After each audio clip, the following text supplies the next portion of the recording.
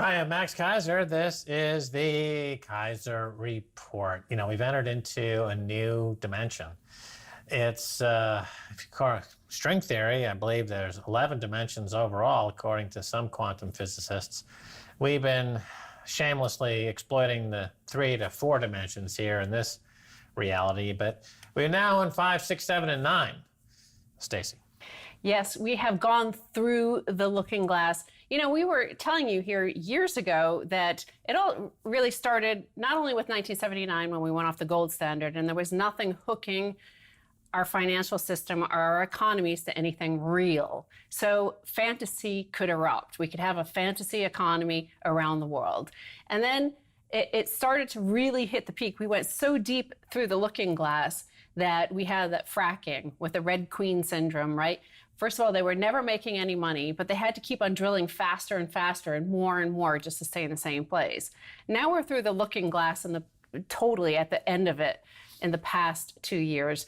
And all that is beyond that is a black hole and spaghettification. Because right now, when we got to negative interest rates, when time had no value, that was one thing. And we told you, we were shocked, we were alarmed by this. Then now we have the negative cost of energy. So does E equal MC squared any longer? Yeah, I see where you're going with that. And, looking back at the history of economics, I guess you could say, first you had stuff like agriculture, and then you had factories.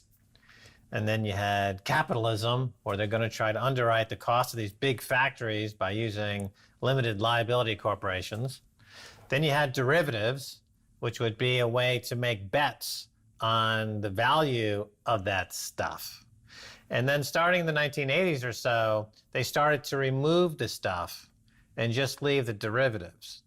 The derivatives became so huge in size, over a quadrillion, they dwarfed the size of the actual stuff to the point where the stuff is meaningless and only the derivatives matter. And so the bets on the derivatives now are increasing. So it's derivatives on top of derivatives. And this is how you get to a place of negative prices on oil. Because when you trade oil derivatives, you're not trading oil. You're trading purely on the direction of a price based on a derivative that's based on another derivative where there is no underlying oil. So the real economy disappeared long ago. In 2008, it formally came to a dead halt, the global economy. And from 2008 into 2020, it's been an attempt by central bankers to even replace the hollowed out hologram of what was formerly called the global economy with derivatives to a more absurd and obscene level. The space-time continuum had been broken. And for you too, the audience out there, I know you're very confused by the new setup, but we're innovating here. We're trying new things for this new normal that is going to emerge from passing through, shattering the space-time continuum. We are a freak of nature of the universe. Something's going on. There are anomalies out there that break the laws of physics, and it appears when you look out there and you see things going faster apart than they should be because, gravity is supposed to pull it together. Maybe that's some advanced humans out there that did this. They created some derivatives that sent the universe exploding. Well, I have my own theory about this. I believe, going back to the 90s and the SETI project, the SETI, the Yes. Search for Extraterrestrial Intelligence. This was to try to cobble together the world's computers to create this huge parallel processing machine that would sort through potential radio signals from outer space. And anyone could download this to their computer. I did it when I was working in Los Angeles, and I was part of the SETI project. And it's widely believed that no contact was made. But I believe there was contact made. But the contact was so subtle that it came in through our collective unconscious, right? I believe that and that this intelligence from outer space, once they sensed this SETI project, our Earth was immediately red flagged as trouble, as a place that needed to be cleaned up. Well, this episode needs to be cleaned up. So we're going to return to this notion of the space-time continuum being broken via derivatives, breaking our real world. One of the things we saw is like this sudden realization that everybody's going through at the moment, for example, that, hey, those Wall Street billionaires that, that we were celebrating as heroes back in 2008, they're not the heroes. It's all the essential workers who is essential to our economy, we're finding out are the lowest paid. Now that is through the looking glass. That's the mirror image of what you think should happen. The other thing is, once in 1971, we went off the gold standard and we went on to an all fiat US dollar standard. Well, we were no longer able to measure wealth and to create wealth and to understand how our capital was being deployed, whether it was being done efficiently and the best use of capital, because it was now all fiat. So what's the opposite? Because remember, we're through the looking glass, Max. We removed the gold standard. We no longer know how to measure wealth. Well, what's the opposite of wealth? What's the opposite? The mirror image of wealth creation is wealth destruction. So look at these derivatives, look at the private equity model, look at how private equity operates. It attacks any semblance of wealth, a pension fund, any cash on the books, and it descends on it and rips it apart and swaps it for debt. So the space-time continuum had been broke. We found out who the essential workers were and what's the opposite of wealth creation.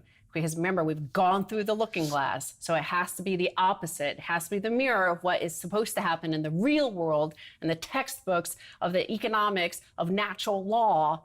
It's supposed to be wealth creation you're seeking.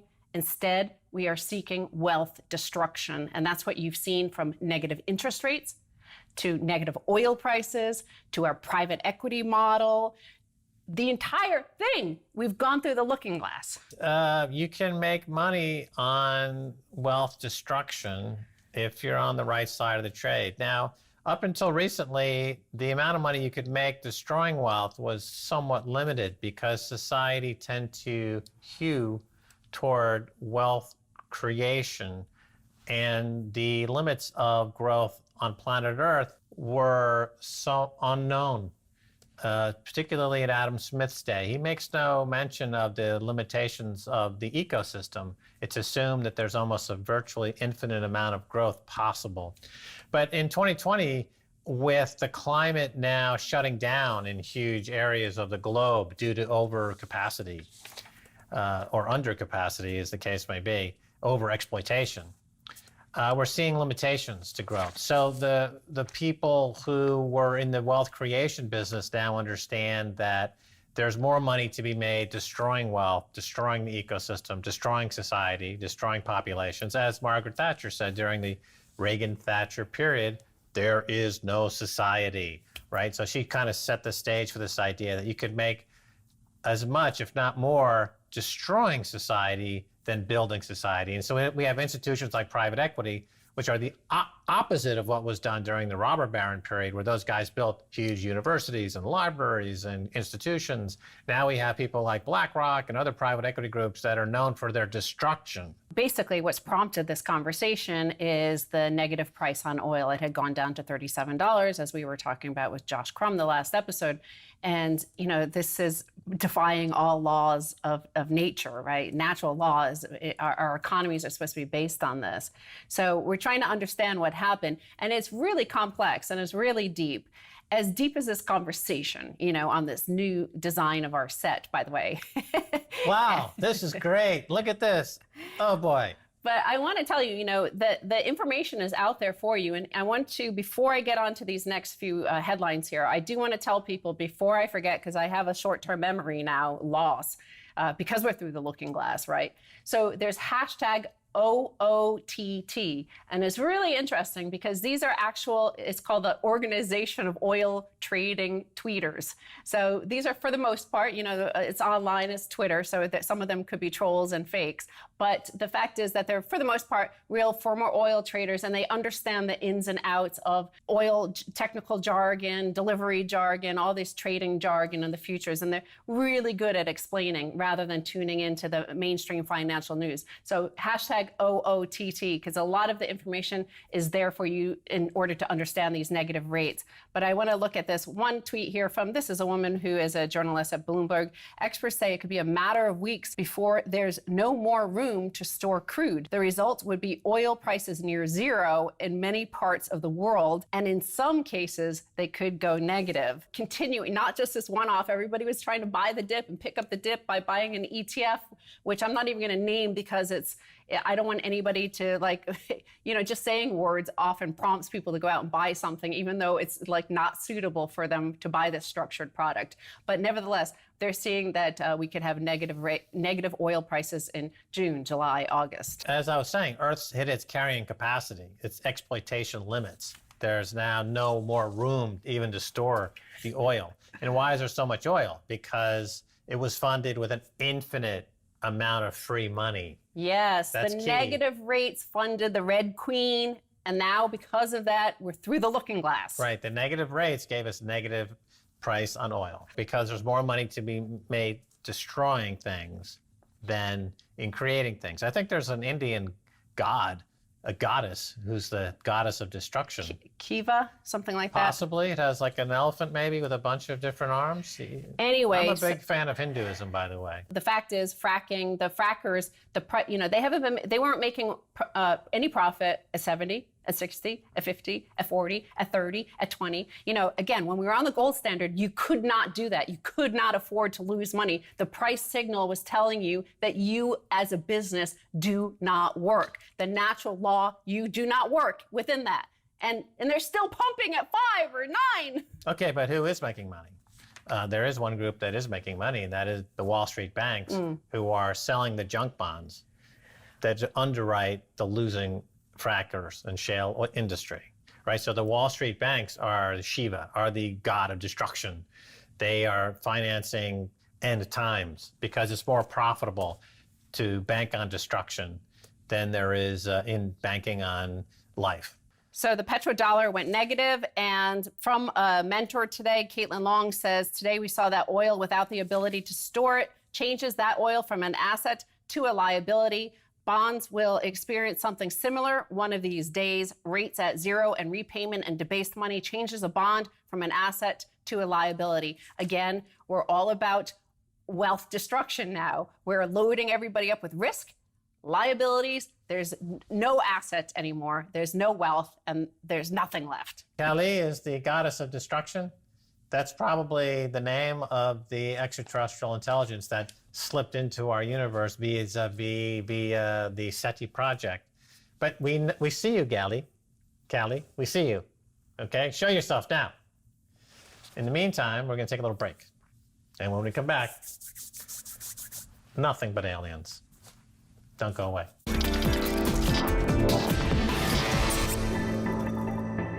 Welcome back to the Keiser Report. I'm Max Keiser.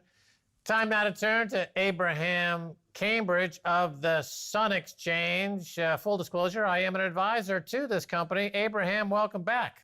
Thanks. Great to be back, Max. Hope you're all doing well in lockdown. So just to review what you guys do down there in South Africa, there are schools and hospitals and other such institutions that need to fill their energy budgets every year. So you come in and you say, we can help you crowdfund your energy budget by installing solar panels to meet your budget.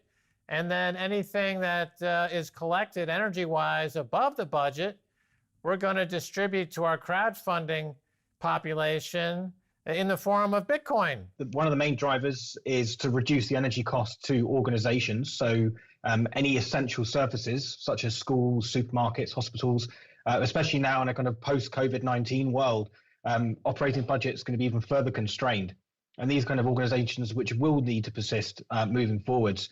And the great thing about this is the decentralization of the energy network means that individuals around the world from their desktop computers and their phones can now earn an income stream by providing electricity to organizations in emerging markets. And that's really what we've set up to achieve, is enabling individuals to earn income from solar, whilst also enabling organizations to go solar at no cost to them. So we've kind of built a marketplace to connect those that want to be solar powered, people that want to produce solar power. So let's talk about this crisis that's going on in the oil market. So you've got negative oil prices, a lot of chaos in the oil markets.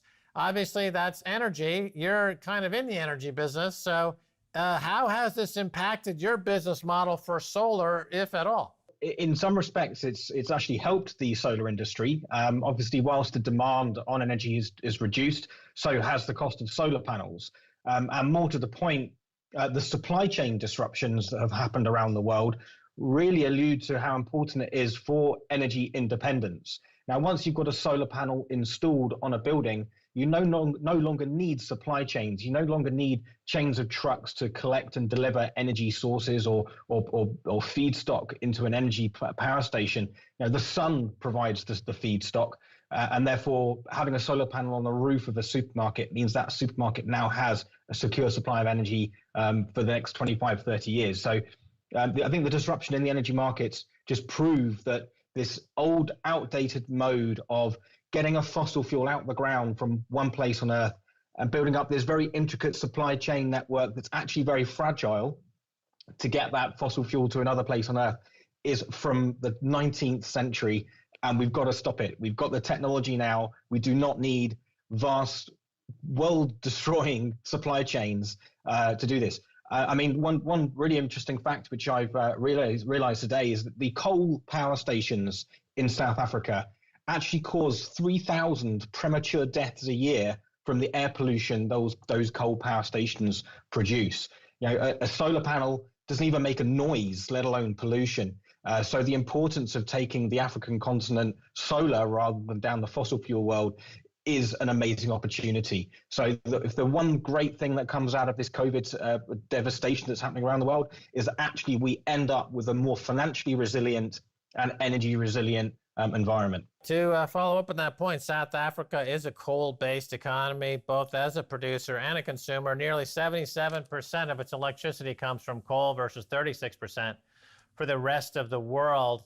It kind of belies the image of South Africa as being the sun-worshipping spot. Apparently, there's a huge coal-burning pollution problem. But to get back to this idea that basically you are turning sunshine into Bitcoin vis-a-vis a solar panel that's helping to power a hospital, a school, a shopping center. I can't think of a more sustainable, it's ecologically fantastic, and I get my Bitcoin. It's very simple. If people want Bitcoin, they can go to Sun Exchange and start getting a Bitcoin dividend by helping power a school. I mean, it just seems like it ticks all the boxes.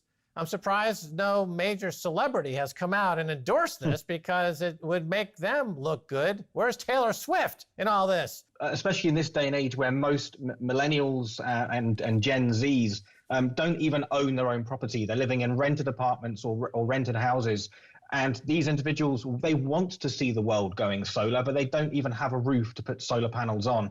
And now via this platform that we've built, people at the click of a button now own a solar panel that's located in an optimal place for it on Earth, whilst providing energy to very worthwhile organizations. And let's point out again that in this post-COVID world, the finances on things like hospitals and schools are going to be even more constrained because governments have decided to bail out banks and not support schools and hospitals. So the people that really need the bailouts are going to be feeling the pinch even more. And especially when you introduce the inflationary aspects of what's going to be happening with the quantitative easing that's now coming into place, Bitcoin is going to be even a stronger currency. So the fact that people can now earn Bitcoin whilst providing lower cost energy to worthwhile organizations that will be around in the post-COVID world, I think it's absolutely paramount that people get behind organizations and get involved with things like this. And of course, with Bitcoin, the cost of sending that coin to people's wallet is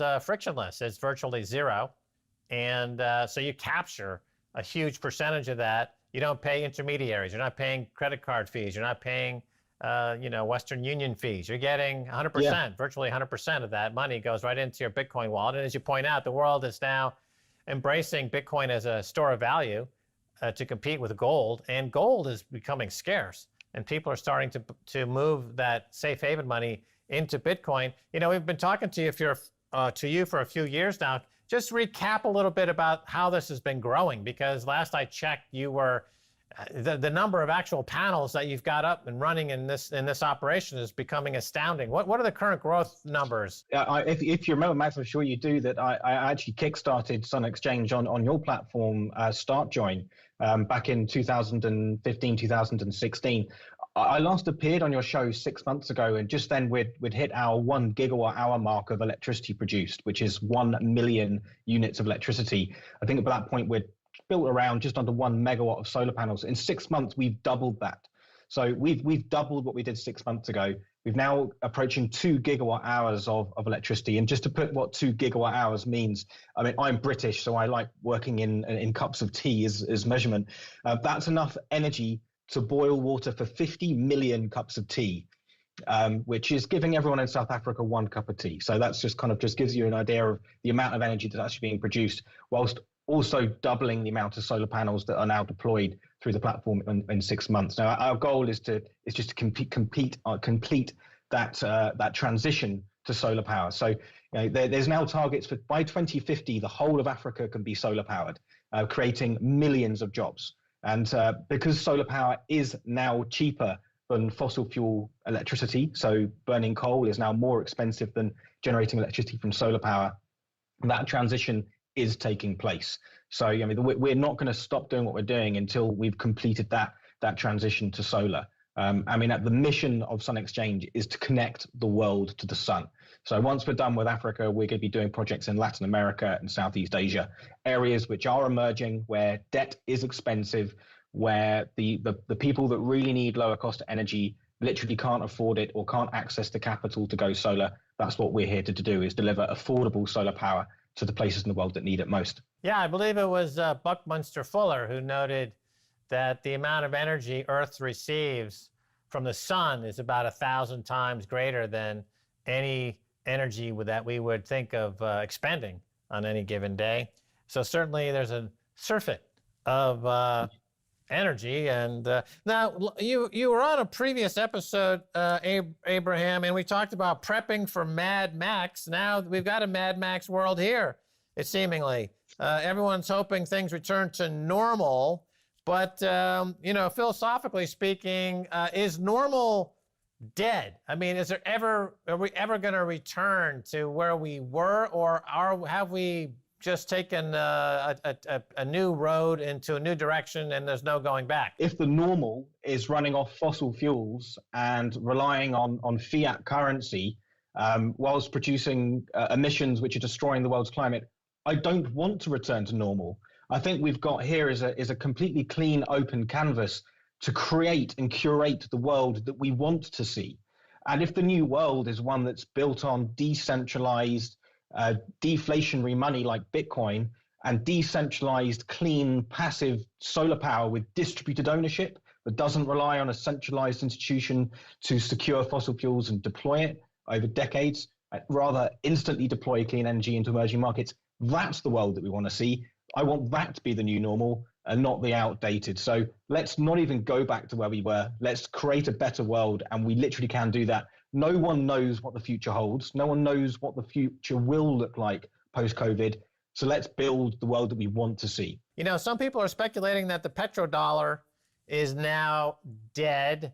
And I guess that this plays into the wider question about the global markets and the way they've been for a few decades. Is the petrodollar, do you think that's dead? If we're transitioning to clean energy systems such as solar with batteries, which is cheaper than burning a fossil fuel from a centralized location and transmitting the energy across continents, then really there's no need for that. And especially as the dollar itself, we're now seeing trillions of dollars of QE bailing out not just banks, but other entire industries now. The dollar is going to become worth less to even worthless, and petroleum is going to become worthless because the cars and the aeroplanes are also going to become electrical powered because they're going to be absorbing and storing cheaper sources of electricity from solar. So that is also happening. The writing is on the wall.